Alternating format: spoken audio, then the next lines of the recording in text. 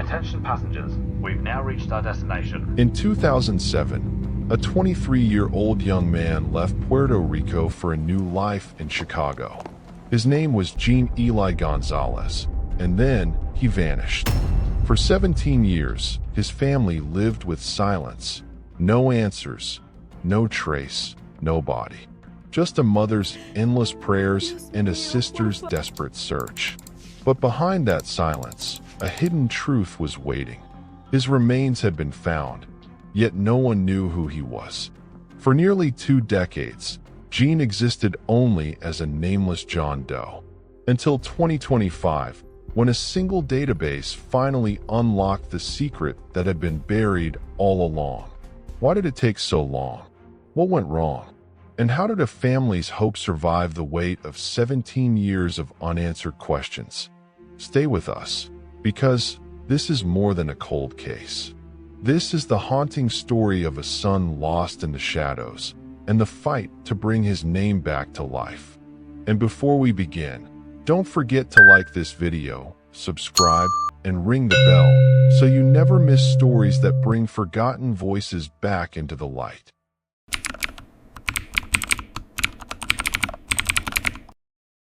The story of Jean Eli Gonzalez does not begin with mystery. It begins with a boy who laughed easily, who dreamed boldly, and who carried the hopes of a family with him across the sea. Before Jean became a name tied to a 17-year disappearance, he was a young man of 23, born in Puerto Rico, full of restless energy and a stubborn belief that he could carve out a better life for himself in America. Jean grew up in a modest neighborhood in Puerto Rico. His family lived in a small but lively home, where the smell of rice and beans drifted from the kitchen and music never seemed to stop. His mother, Carmen, often played old salsa records that filled the air with rhythm. Jean would tap his feet, dancing clumsily as a boy, then later rapping over the music when he grew older. He wasn't the best student, but he was clever. Teachers often said he had potential, though he struggled to sit still. He loved being outside more than in a classroom, playing baseball with neighborhood kids, running through the streets, laughing so hard that people couldn't stay mad at him even when he caused trouble. Jean was also protective. His younger sister, Lily, remembers how he once walked her home every day after school, no matter how far he had to go. "He always looked out for me," she would later say. "Even when he had nothing, he made me feel safe." But like many families on the island, life was not easy. Money was tight. Jobs were scarce. Dreams often stayed just that, dreams. Jean wanted more than what he saw around him. He wanted to build something of his own. Sometimes he talked about opening a music shop. Other times, he said he would become a barber, a trade he could take anywhere. His plans changed with the wind, but the spark in his eyes when he talked about them was always the same. Beneath his laughter, Jean carried battles of his own. Addiction followed him like a shadow.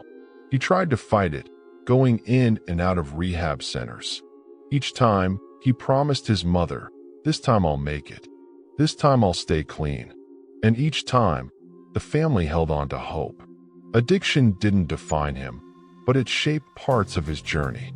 It made his life more fragile, more unpredictable. It pulled him into places where danger lived. Still, Jean never stopped trying. He wanted better. He wanted to be the son his mother could be proud of, the brother Lily could always count on.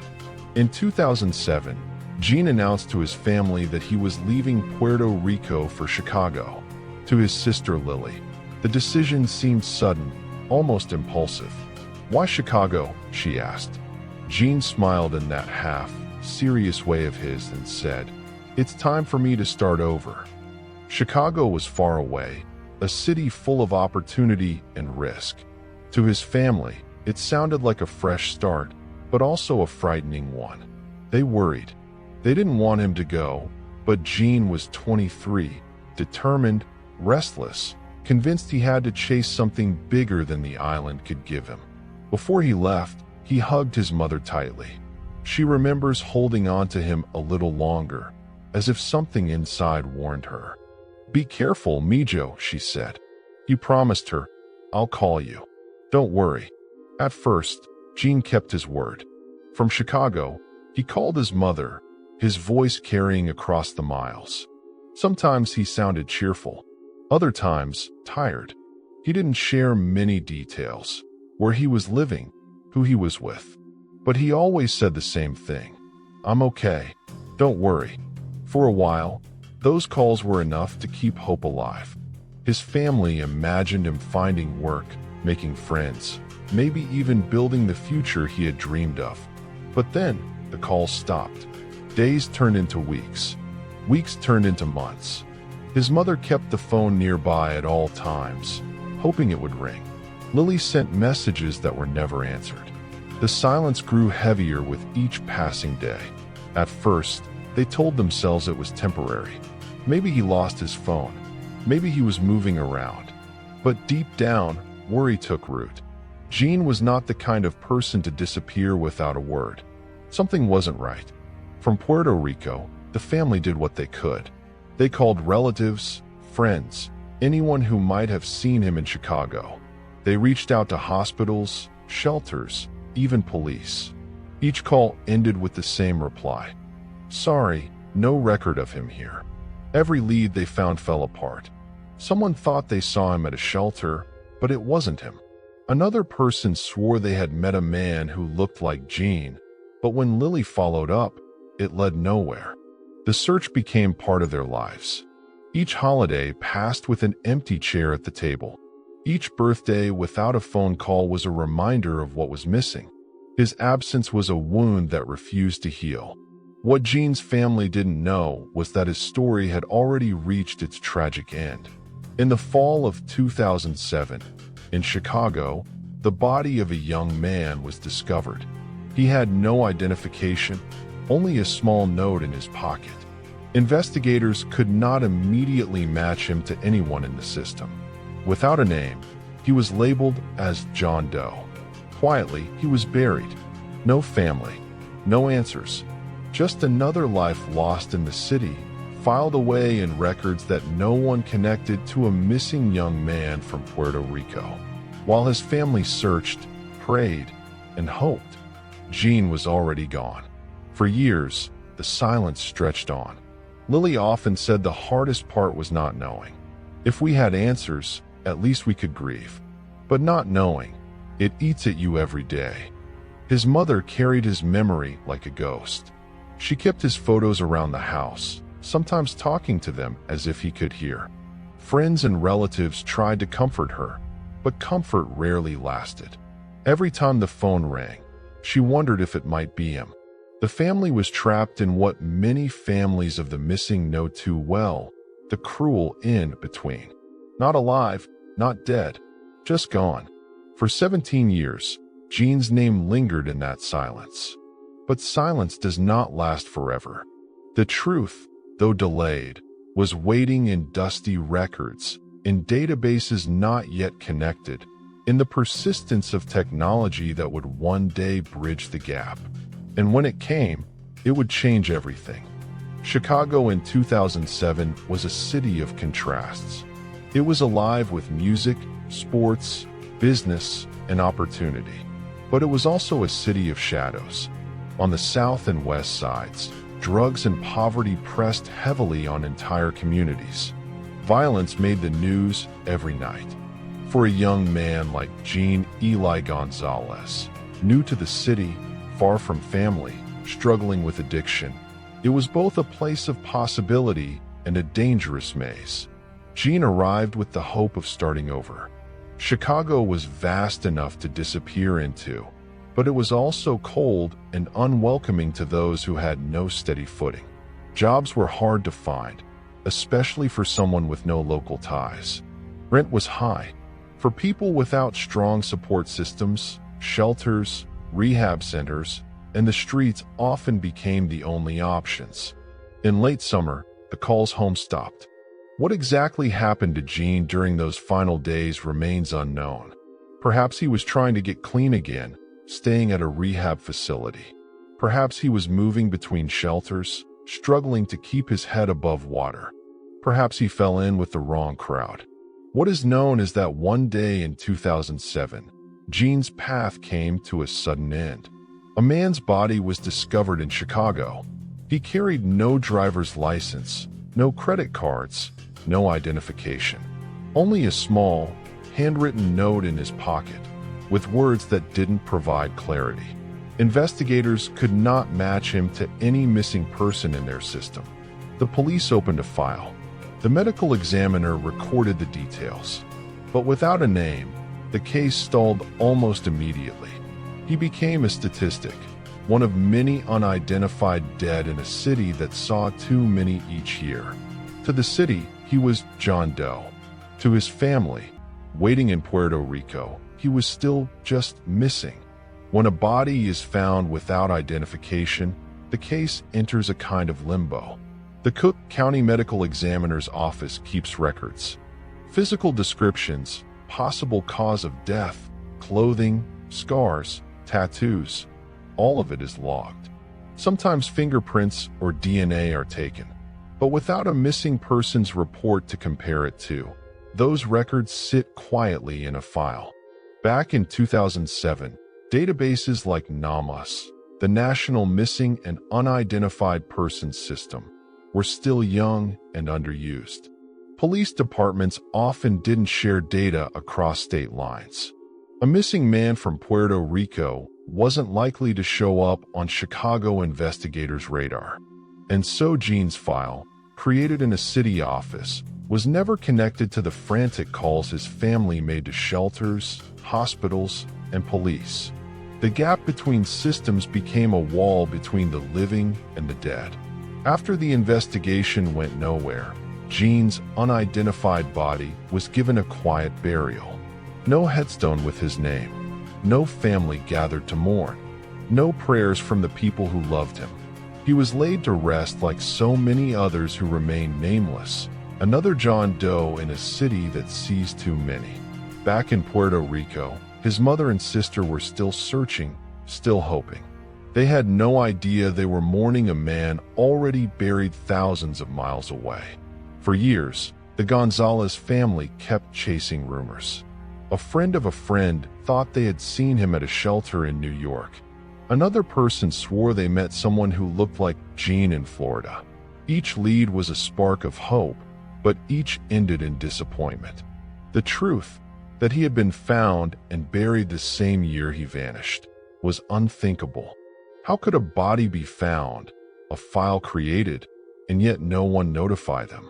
But this was the silent cruelty of the system. Thousands of missing people's families ask the same question every year. Records exist, but they sit in the wrong drawer, in the wrong city, never linked to the name of the missing loved one. Chicago had seen this story before. Families came searching for missing sons and daughters. The police department, overworked and underfunded, often lacked the manpower to chase down every lead.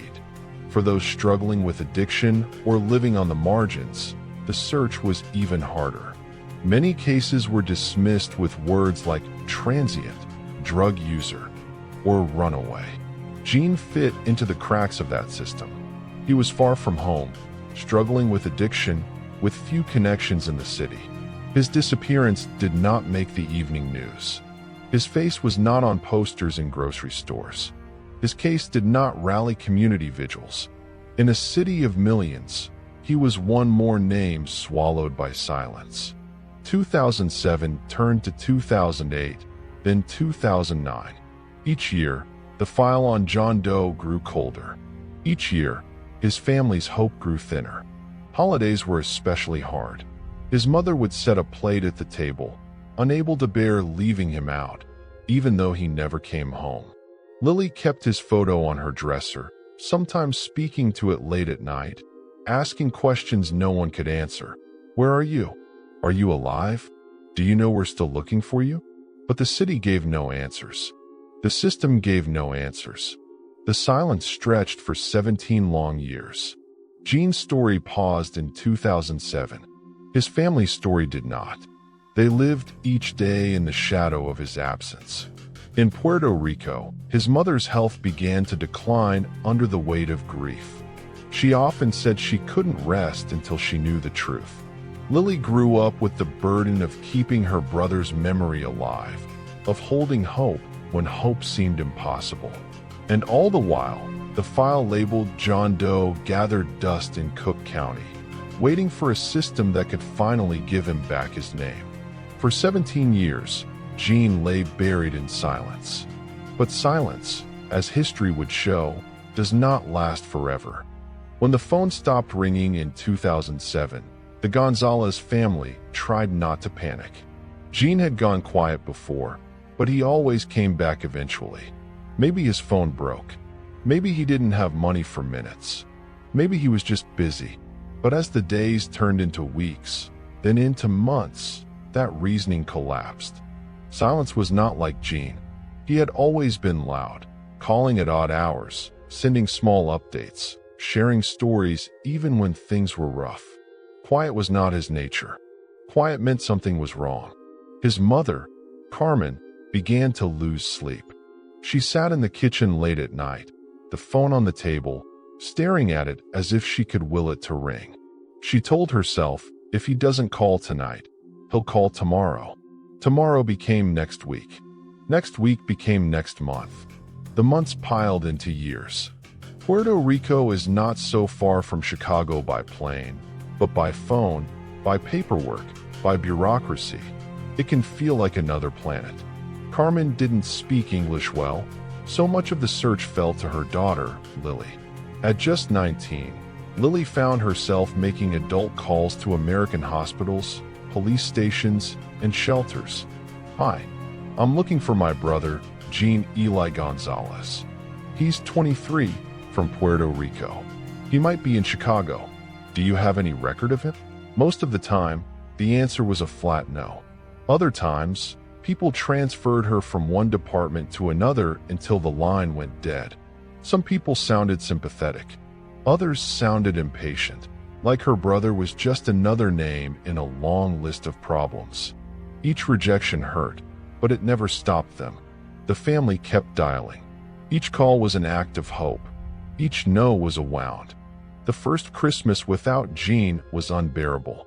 Carmen cooked the same meal she always made: roast pork, rice, pastels, because she couldn't imagine changing the tradition. She set a place for him at the table. When family members asked why, she said, because he could still walk through that door. But the door never opened. Lily remembers looking at that empty chair and feeling anger rise in her chest. Why did you leave? Why haven't you called? Why can't we find you? Then the anger turned into guilt. What if something happened and I wasn't there to help? Every holiday after that was the same. The shadow of absence stretched across the table. The search for a missing person is never linear. It is full of rumors, half-truths, and leads that dissolve like smoke. In 2009, someone swore they saw Jean at a shelter in New York. The family borrowed money to call long distance and followed the lead. They described him, begged for photos, asked staff for records. It turned out to be someone else. In 2011, a family friend said they heard about a man in Florida who looked like Jean. Again, the family chased the rumor. Again, it was a dead end. Each false lead was a cruel trick. For a moment, hope flared bright. Then it burned out, leaving only ashes. Grief without answers is a heavy thing. Carmen carried it every day. Her health began to suffer. She had trouble eating, trouble sleeping. Her hands shook sometimes when she picked up the phone, as if bracing for bad news. She talked to Jean as if he were still in the room. "Mijo, where are you? Are you cold? Are you hungry?" She placed his photos around the house, refusing to let him fade. But deep down, she felt the weight of not knowing pressing harder each year. She once told Lily, "I could live with the truth, even if it hurts. But this silence, it's killing me slowly." While Carmen's body weakened, Lily grew into adulthood with the search as her constant companion. She was just a teenager when Jean vanished. By the time she was in her 30s, she was still chasing answers. She learned how to file missing person reports, how to contact nonprofits, how to dig through online databases. She posted on forums and Facebook groups, sometimes in Spanish, sometimes in broken English, asking strangers for help. She kept repeating his name, Jean Eli Gonzalez. She refused to let the world forget it. Friends told her she needed to move on. You can't live in the past, they said. But Lily couldn't move on. How could she, when her brother was still missing? She once wrote in her journal, "If I stop searching, it means I've given up on him. I can't do that. Not ever." The Gonzalez family's search often collided with bureaucracy. Police departments asked for information they didn't have. Hospitals refused to share details without proof of identity. Some agencies dismissed Jean as probably just another addict who wandered off. That phrase, just another addict, cut Lily deeply. To them, Jean was more than that. He was her brother. He was Carmen's son. He was a human being who deserved care, no matter his struggles. Each time the system dismissed him, it felt like they were erasing him all over again. By 2015, Jean had been gone for 8 years. By 2020, 13 years. By 2023, 16 years. Each anniversary was a painful marker. Carmen lit candles on his birthday. Lily scrolled through his old photos, trying to imagine what he would look like as an older man. Would he have a beard? Would he have finally beaten his addiction? Would he have children? The not knowing was its own form of torture. Hope is strange. It can lift you up, but it can also destroy you. Some days, Lily felt convinced Jean was alive somewhere. Maybe he was clean now, working quietly, too ashamed to come back. She imagined him walking into the house one day, saying, "I'm sorry for everything. I'm home now." Other days, she felt certain he was gone. Those days, she cried until her chest hurt. But even then, she told herself, if he is gone, I still need to know. I need to bring him home. The family lived caught between those two states, hope and despair, never able to fully rest in either. Through it all, they never stopped searching. They never stopped saying his name. They kept filing reports, kept calling, kept praying. Jean's story could have disappeared completely, like so many others lost in the cracks of the system. But his family's persistence kept his memory alive. Carmen's final wish was simple, to know what happened to her son before she left this world. Lily's determination was equally strong, to make sure her brother was never forgotten. For 17 years, their search was unanswered. For 17 years, their voices echoed against silence. For 17 years, they lived with the ache of not knowing. But silence cannot last forever. And in 2025, at last, a door would open. In the summer of 2007, a young man was found dead in Chicago. He was unidentified. No wallet, no ID, no clear link to his family. The authorities took his fingerprints, noted his height, weight, and distinguishing features. They stored the details in a file. Then the case sat on a shelf. Without a name, Jean Eli Gonzalez became just another entry. John Doe. Chicago was full of John Does. Every year, dozens of bodies came in without identification. Some were victims of crime. Some were homeless. Some were people who simply slipped through the cracks of society. To the system, Jean was not special. He was one more file in a crowded cabinet. For the Gonzalez family, he was everything. Back in Puerto Rico, when Jean stopped calling, his family tried to file a missing person report. It wasn't easy. Carmen spoke little English. The forms were confusing. The police officers seemed unsure how to handle a case that stretched across borders. He went to Chicago? Then you must file in Chicago, they told her. When she tried calling Chicago police, she was bounced from one department to another. One officer reportedly said, "Ma'am, he's an adult. Adults have the right to disappear. It felt like a slap. Yes, Jean was an adult, but he wasn't the type to disappear forever. Something was wrong. The family knew it, but the system treated it like a low priority. Here was the problem. Jean had vanished in Chicago, but his family lived in Puerto Rico. That distance created a gap big enough to swallow the whole case. Puerto Rican police could only do so much from the island. Chicago police wanted in-person reports, not long-distance pleas. Neither side fully took responsibility. It was like a baton that no one wanted to carry. That gap lasted for years.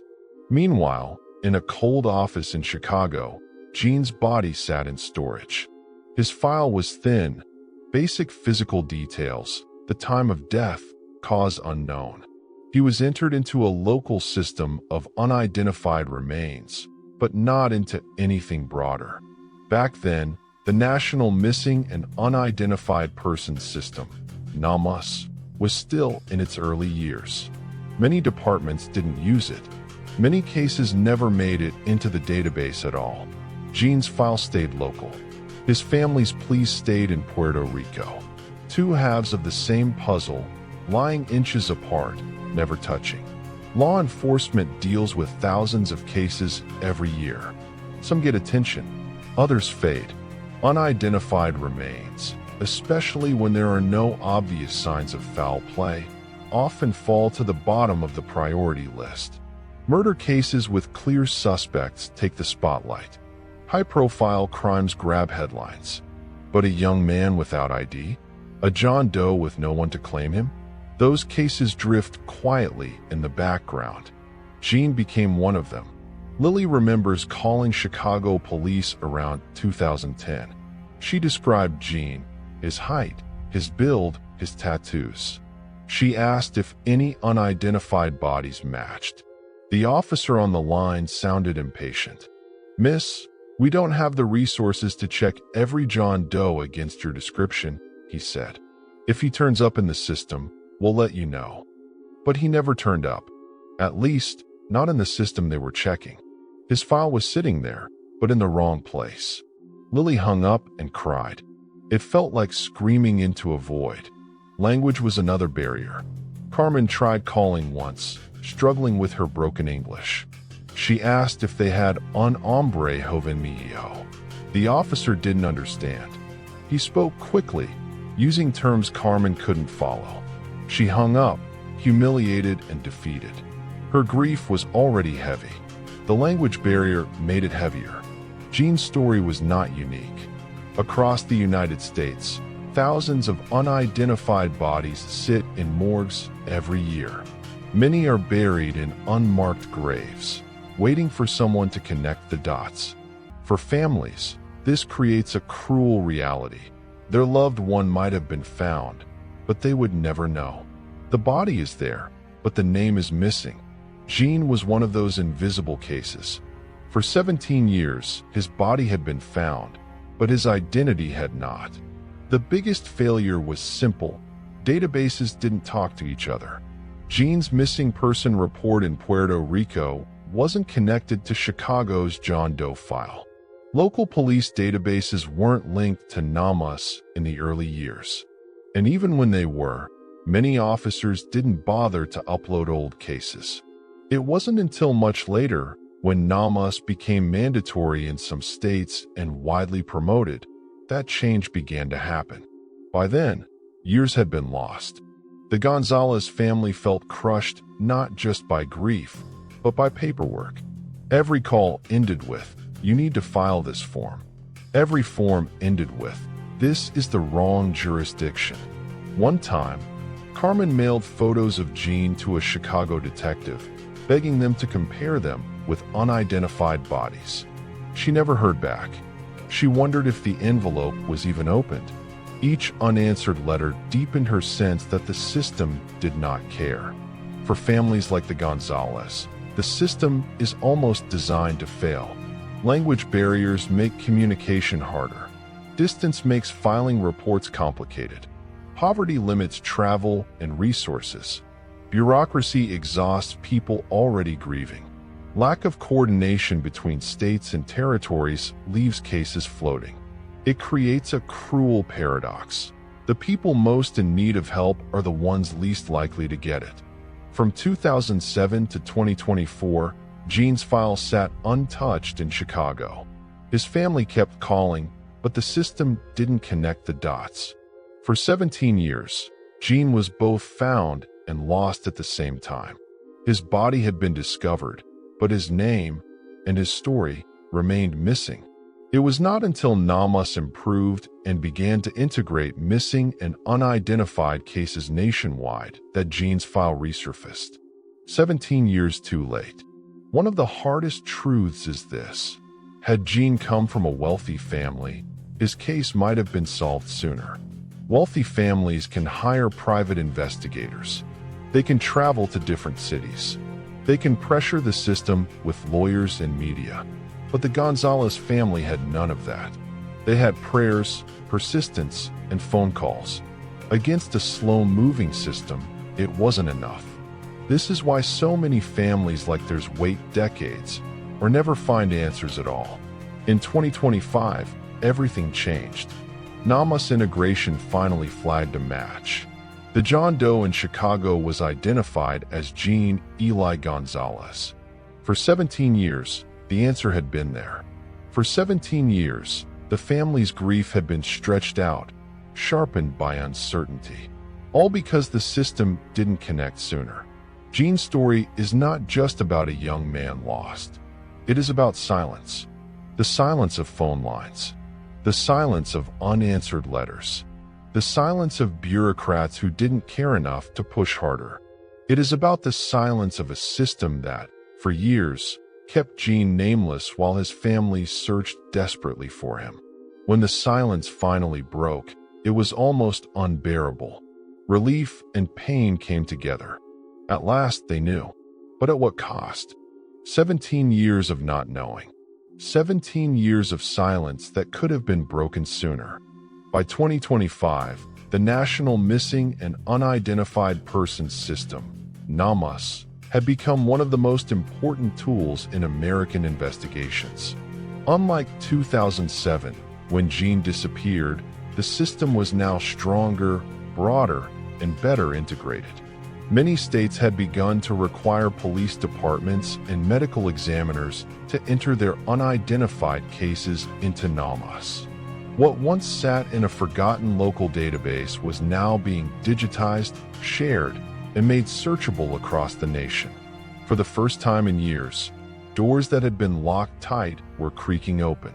Jean's John Doe file, buried in a Cook County office for nearly 2 decades, was finally uploaded into the national system. And when it was compared with missing persons records, including those filed in Puerto Rico, it lit up like a beacon. The silent puzzle had found its missing piece. The system flagged similarities.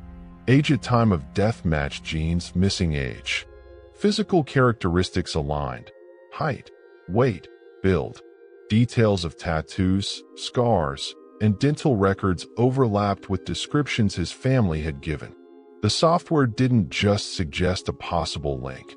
It strongly indicated a match. Investigators revisited the case. DNA testing was ordered. Samples from the John Doe were compared with DNA from Jean's family members, which had been entered into NAMUS years earlier. The results came back clear.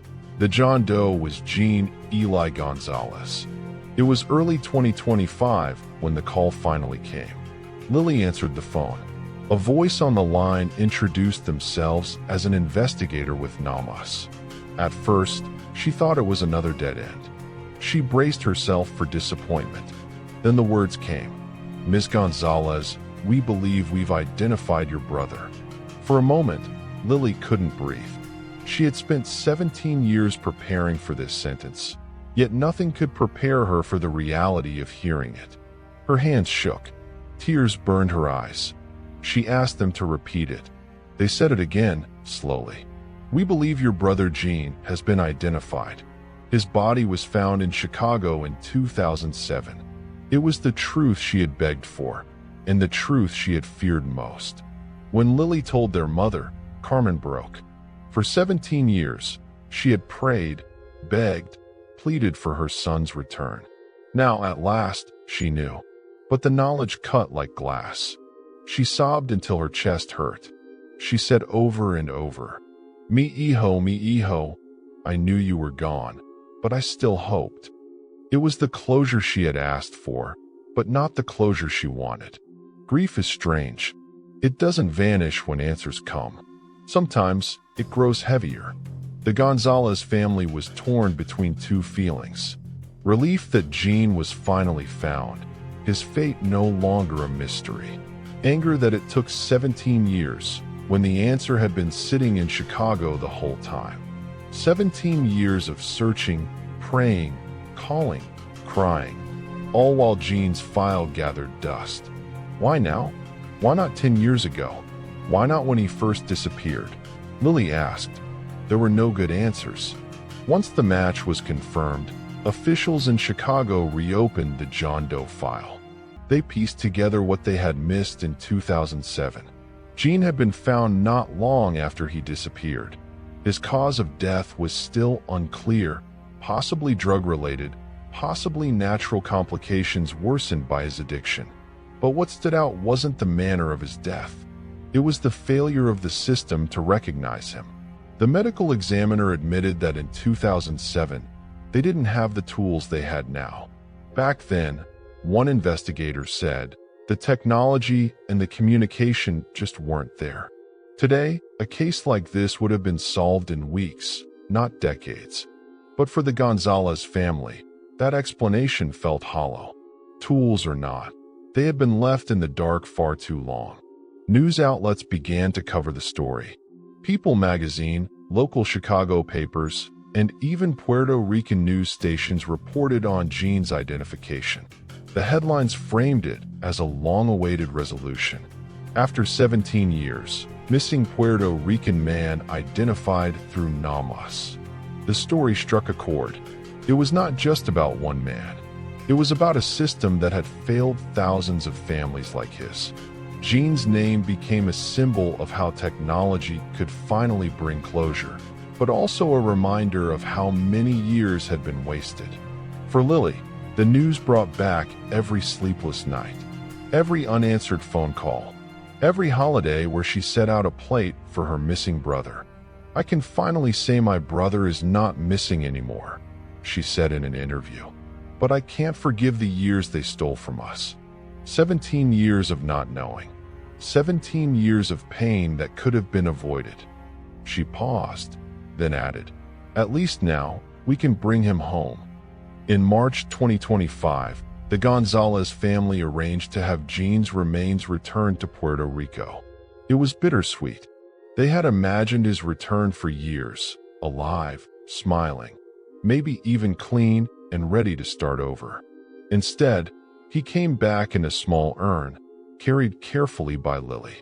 The family gathered at the church in San Juan. Photos of Jean from his youth sat at the front. Him as a boy at the beach, him holding his guitar, him laughing with his cousins. For the first time, they could say goodbye properly. The priest spoke of closure, of God's timing, of peace at last. But in the pews, tears told a different story. Closure had come, but too late. Jean's story became an example used by NAMAS advocates. His identification showed why the system mattered, why every state should require participation, why every unidentified person's file should be uploaded. One NAMAS coordinator said, "This case shows us what's possible.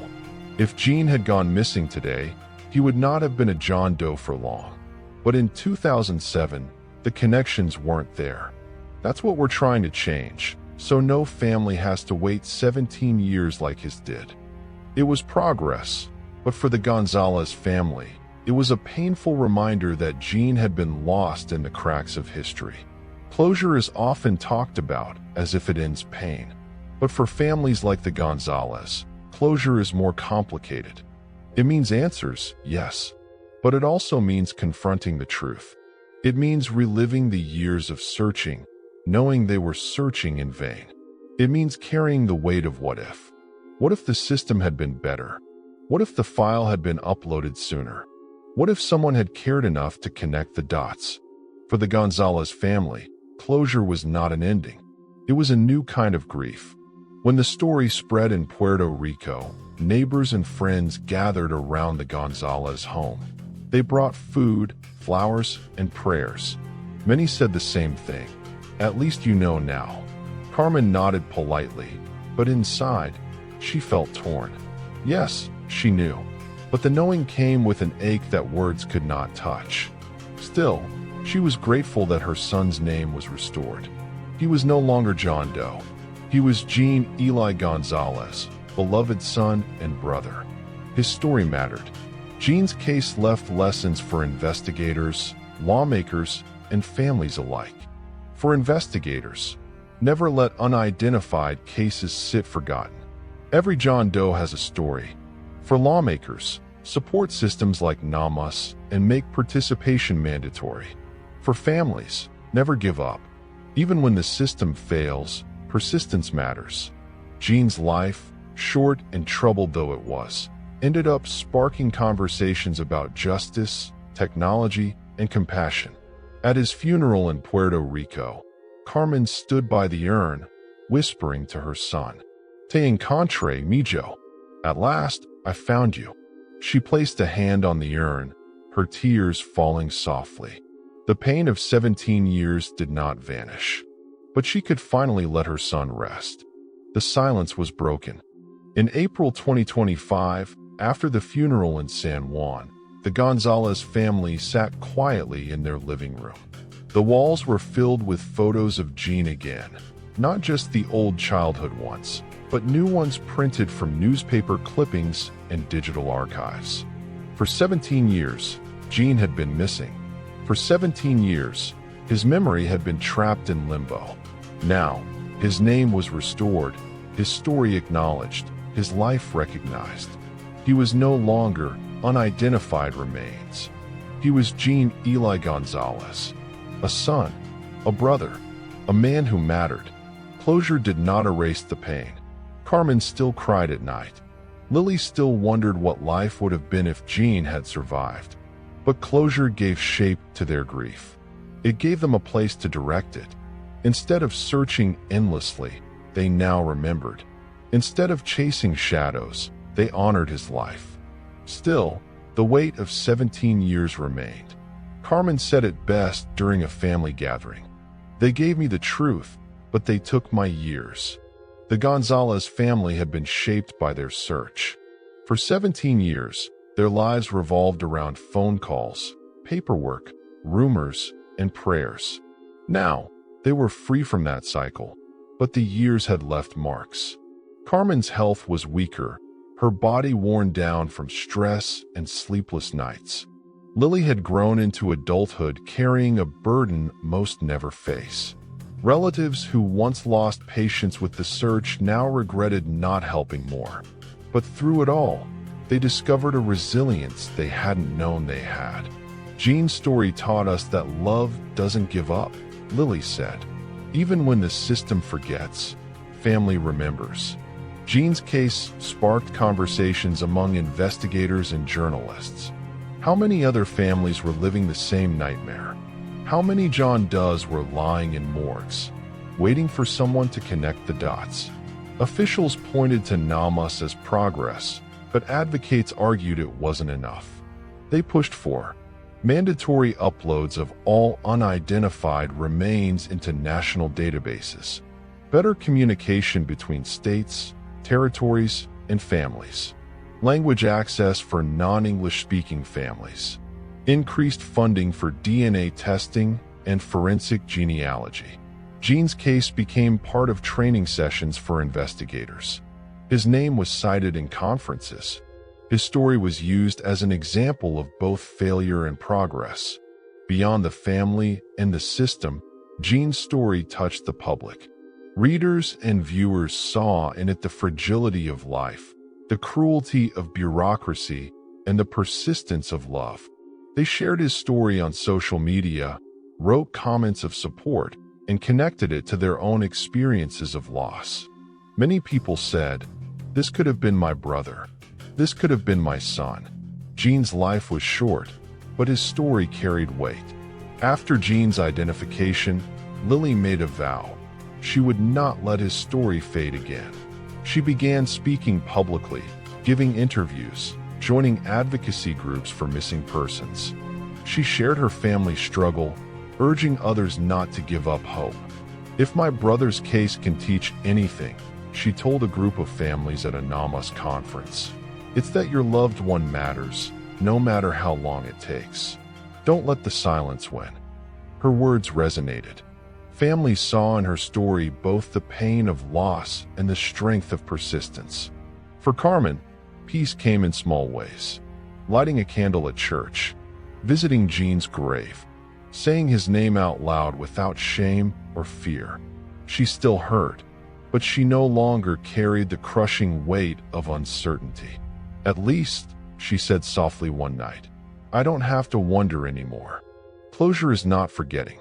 Closure is not happiness. Closure is a shifting of grief. For the Gonzalez family, closure meant no longer searching in vain. It meant finally holding the truth, even if it was painful. It meant turning their energy toward remembrance, not uncertainty. It also meant carrying a legacy forward, a legacy of persistence, love, and the demand for justice in a system too often marked by silence. 17 years.